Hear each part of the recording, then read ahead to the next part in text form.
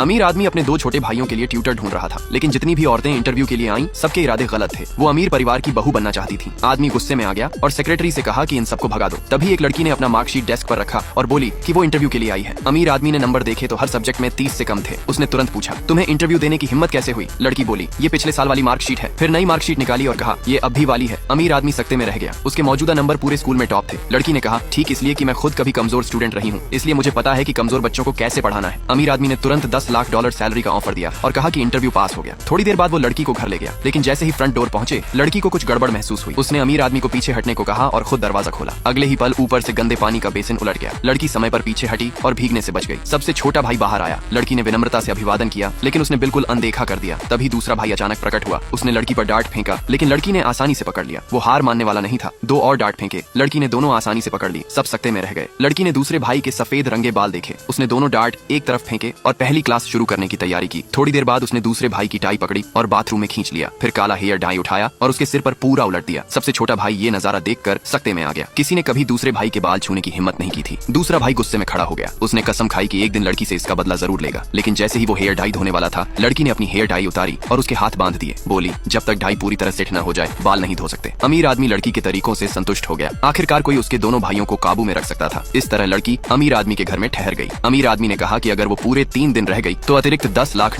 इनाम मिलेगा। लड़की ने तुरंत शुक्रिया कहा और बोली कि वो दोनों लड़कों को अच्छी तरह पढ़ाएगी। इधर दोनों भाई लड़की को भगाने के तरीके सोच रहे थे। सबसे छोटे भाई ने अपनी घड़ी उतारी और कहा कि लड़की पर चोरी का इल्जाम लगा दे। दूसरे भाई ने भी अपनी घड़ी उतार ली और फैसला किया कि वो भी फंसाने में शामिल होगा। थोड़ी देर बाद सबसे छोटे भाई ने अमीर आदमी से कहा कि लड़की ने उनकी घड़ियां चुरा ली हैं। घड़ियां दिवंगत मां के दिए जन्मदिन के तोहफे थे, इसलिए अमीर आदमी जल्दी से उनके पीछे पीछे लड़की को ढूंढने चला। लड़की पूरी तरह कंफ्यूज थी कि तभी सबसे छोटा भाई उसके कमरे में घुस गया और अलमारी से दोनों घड़ियां निकाल ली। लड़की को समझ आ गया कि वो उसे चोरी के आरोप में फंसाने की कोशिश कर रहे हैं। उसने सबसे छोटे भाई की जेब उभरी हुई देखी तो आगे बढ़कर जेब से चाबियों का गुच्छा निकाल लिया। अमीर आदमी ने पूछा, तुम्हारे पास लड़की के कमरे की चाबियां क्यों हैं? जब वो जवाब नहीं दे पाया तो अमीर आदमी तुरंत समझ गया कि उन्होंने जानबूझकर लड़की को फंसाया है। उसने घड़ियां छीन ली और बोला, जब तुम माँ के तोहफों की कद्र नहीं करते तो दोनों घड़ियां लड़की को मिलेंगी। लड़की खुशी से भर गई और दोनों घड़ियां सीधे अपने कलाई पर पहन ली। आगे की कहानी देखने के लिए